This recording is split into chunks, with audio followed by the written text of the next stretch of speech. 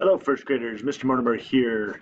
Today for math, we're going to do Chapter 1, Lesson 4. It is one of our addition strategies, OA3. So it's an addition strategies to help us solve and become fluent math magicians.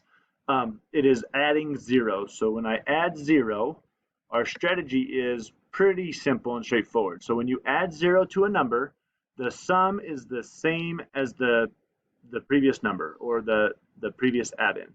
So for example, 4 plus 0 is going to equal 4. It's going to be the same as my first add-in. Now when I add a number to 0, so in this case I'm adding 2 to the already 0, it's going to be the same. It's going to be my same number. The sum is going to be 2 in this case.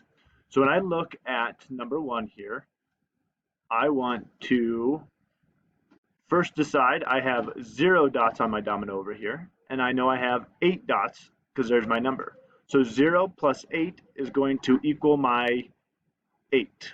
It's going to be the same. Let's see if I can make an 8 here. Got it. Next one. All I did was flip my add-ins around, and I have my number to start with, so 5 domino dots, plus 0 on the other side. I have a total of 5.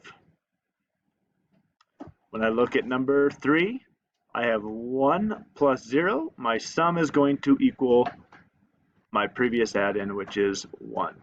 And again, if I start with 0 and I add a number to it, my sum is going to be that number. So 0 plus 3 is 3. What I would like you to do today to practice this, and I'm going to give you a heads up, not all of the problems are plus 0. So for example, number 7, it is 3 plus 1. So make sure that you are reading the number sentence. When you write it on your scratch paper, just start with number 5. So you're going to start number 5, and you just need to have the sum on your paper. So number 5, and then what the sum of 7 plus 0 is. Number 6, what the sum of 0 plus 6 is. So again, at any time you can pause it so you can look at this and reference this to answer your questions on your own.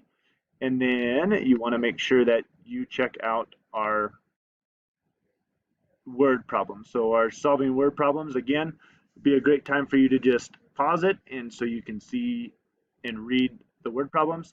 Again, just when you mark it, just mark number 16 with the answer, number 17 with the answer, and there's going to be 2 answers for that one. And then number 18, you're going to have at the bottom, you're going to write what the answer is for number 18.